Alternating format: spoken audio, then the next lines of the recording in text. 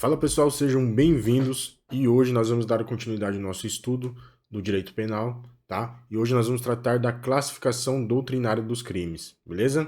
Então vamos começar aqui fazendo uma breve introdução, tá? Vou ser direto ao ponto, objetivo, sucinto, tá? Conforme aquilo que é cobrado em provas, beleza?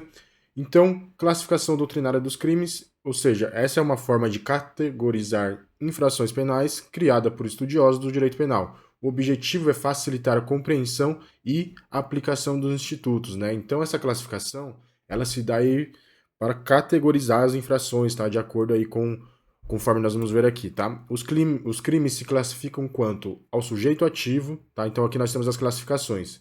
Nós temos a classificação do crime quanto ao sujeito ativo, ou seja, aquele que pratica ou se omite com uma determinada conduta, tá? Nós temos a conduta propriamente dita, ou seja, né, o tipo de conduta, tá? Então temos classificação conforme a conduta, temos a classificação de crimes de acordo com o resultado naturalístico, ou seja, de acordo com o resultado que ela traz. Nós temos a classificação de crime com relação à intenção do agente, ou seja, a intenção do agente naquela conduta. Nós temos a classificação ao momento de consumação, ao número de agentes, ao modus operandi e outras classificações, tá? Percebam aí que são diversas formas de classificar o crime aí doutrinariamente, tá? Nós vamos tratar aqui hoje, né? Primeiro nós vamos tratar sobre o sujeito ativo, né? Então a classificação quanto ao sujeito ativo e a classificação quanto à conduta, tá? São os principais aí cobrados em concurso. Na próxima aula aí, no próximo estudo, nós vamos tratar dos outros, tá? Mas esses dois aqui você tem que ter na ponta da língua, tá? Tem que estar decorado aí na sua mente, beleza? Então vamos continuar aqui. Os crimes que levam em consideração a qualidade do sujeito ativo dividem-se em crime comum e crime próprio, tá? Então nós temos aí aquela classificação do crime que considera a qualidade do sujeito ativo, né? Aquele que pratica a ação, tá? No caso, o infrator.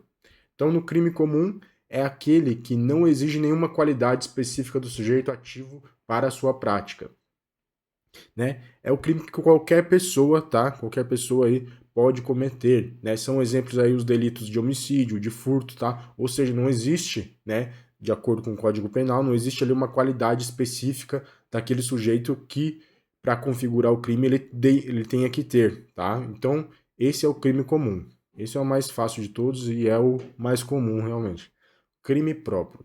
Crime próprio é aquele que necessita, ou seja, ele exige uma condição ou qualidade especial. Por exemplo, ser funcionário público no crime de peculato, né? Então exige a qualidade de ser funcionário público, tá?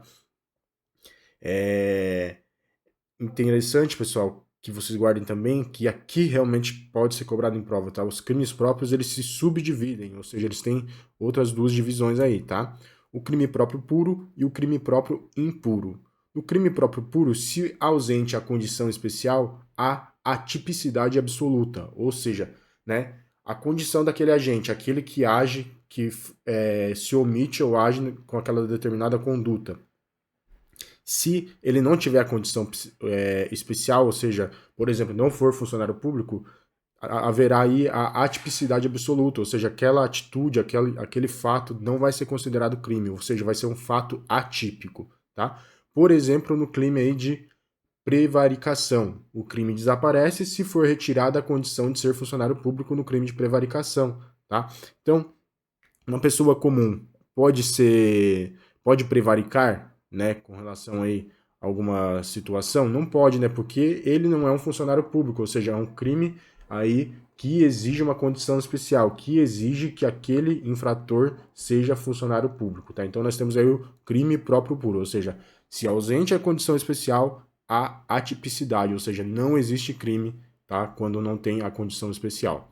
No crime próprio impuro, tá? Se ausente a condição especial, há outra tipificação. Por exemplo, né, no crime de peculato, ele poderá ser considerado o crime de furto se for retirada a elementar funcionário público, né?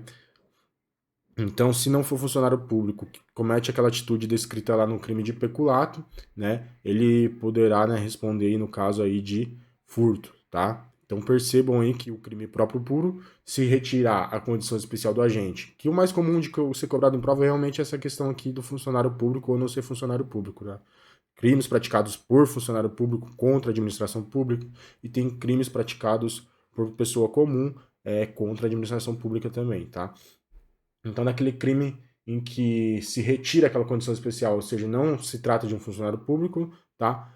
No crime próprio puro, vai haver aí a atipicidade, ou seja, não vai haver crime. Já no crime próprio impuro, apesar de não ser funcionário público, aquela atitude, né, por exemplo, do crime ali de peculato, né, se não for um funcionário público, a mesma atitude é prevista ali no crime de furto, tá? Então, né, é o crime próprio impuro, tá? E temos também os crimes de mão própria. Ou também algumas provas cobram os crimes de atuação pessoal ou de conduta infungível. De outro lado, são os que somente podem ser praticados pelo sujeito expressamente indicado pelo tipo penal. Pode-se apontar o exemplo do falso testemunho, né, do Código Penal, artigo 342. Então ele exige ali especificamente, ele está expresso, né, no tipo penal ali, ou seja, no artigo, tá? No crime de falso testemunho, né, só pode ser aquela pessoa que, no caso ali, vai ser testemunha, tá?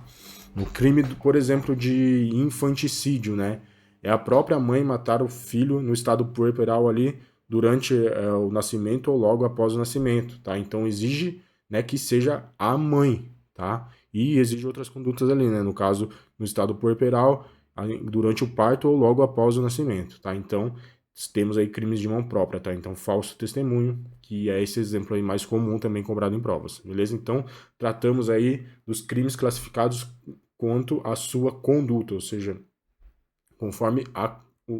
quanto ao sujeito ativo, tá?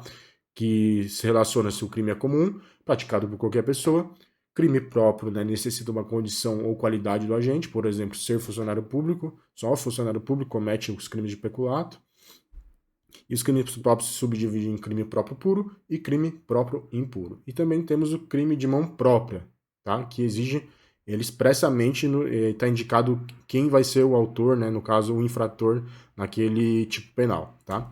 E agora nós vamos tratar dos crimes classificados quanto à conduta, tá? Então aqui nós verificamos na primeira classificação quanto ao agente, né? Se ele é comum, se ele é próprio, ou seja, se ele é funcionário público, tá? E tem as divisões lá. Aqui nós vamos avaliar a conduta, eles são classificados conforme a conduta. Então, nos crimes comissivos, são aqueles praticados por meio de uma ação, ou seja, uma conduta positiva. O sujeito ele vai agir, tá? Por exemplo, é o mais comum aí o crime de furto, crime de roubo, tá? Então, existe uma ação do agente, tá? Nós temos também aqui na classificação conforme a conduta, nós temos os crimes omissivos, ó, o próprio nome já diz, omissivo, ou seja, ele é omisso, tá? São aqueles que decorrem de uma conduta negativa, ou seja, de uma omissão, de um não fazer. Ele deixa de fazer e por ele deixar de fazer, ele acaba cometendo crime, tá? Os crimes omissivos, ele tem também subdivisões, né, para complicar ainda mais também, tá? Nós temos os omissivos próprios, e os omissivos impróprios, que algumas provas colocam aí como comissivos por omissão, tá? Vamos lá, então, nos omissivos próprios, ou também denominados omissivos puros, tá? São os que perfazem pela simples abstenção, independente do resultado posterior. O exemplo mais comum aí é o exemplo de omissão de socorro, tá? Ou seja, o crime omissivo próprio, ou seja, o omissivo puro, o simples fato da omissão já configura o crime ali, tá? Ele não depende de ter um resultado posterior ou não, tá? Se dá omissão de socorro agravar mais aquela situação ou não, não importa. Se houve a omissão de socorro, já configurou o crime, tá? Então, omissivo próprio ou omissivo puro. Já os omissivos impróprios ou comissivos por omissão são aqueles em que o agente, por uma omissão inicial, dá causa a um resultado que ele tinha o dever jurídico, tá? Guardem aqui essa palavra, dever jurídico de evitar, tá? No Código Penal aí nós temos o artigo 13, parágrafo 2º, ó, a omissão é penalmente relevante quando o omitente devia e podia agir para evitar o resultado. O dever de agir incumbe a quem tenha por lei obrigação de cuidado, proteção, vigilância, tá? Vocês que vão prestar concurso para a GCM, para a polícia, enfim, tá? Então você tem ali obrigação, o dever de proteção ou vigilância. Então, B, de outra forma, assumiu a responsabilidade de impedir o resultado. E C, com seu comportamento anterior criou o risco da ocorrência do resultado, tá? Então nós temos aí as formas de omissão, né, descritas aí nos casos aí de omissivos impróprios ou comissivos por omissão, em que você deve guardar o quê? Omissivo impróprio, lembra lá, aqueles em que tem uma omissão inicial que dá causa a um resultado, e nesse resultado ele tinha o dever jurídico de evitar, tá? Então, aí nós tratamos agora conforme a conduta do agente. E finalizamos aqui então, tá? Essa nossa primeira introdução, tá? Vou direto ao ponto para ficar uma coisa mais conforme as provas são cobradas, sem aprofundar em cada um aqui. Então nós tratamos aí da classificação quanto ao sujeito ativo, quanto à conduta, tá? Acompanha aí o canal, continua acompanhando que posteriormente já vou soltar vídeo aí com relação às outras classificações, tá? Não vou tratar de todas aqui, mas eu tô pegando as principais cobradas em prova, beleza? Então, pessoal, muito obrigado aí por acompanhar o canal. Se você não é inscrito, se inscreve, continua acompanhando, comenta aí. Hoje eu fiz um estudo aqui diferente, né? Coloquei em forma de slide para facilitar aqui na hora da explicação e não precisar ficar escrevendo aqui, tanto que até estragou o negócio aqui, mas enfim, eu vou arrumar e vou colocar aqui para eu poder escrever também, mas dessa forma aqui, se vocês gostarem aí, comenta aí também. Então, pessoal, muito obrigado e até o próximo vídeo.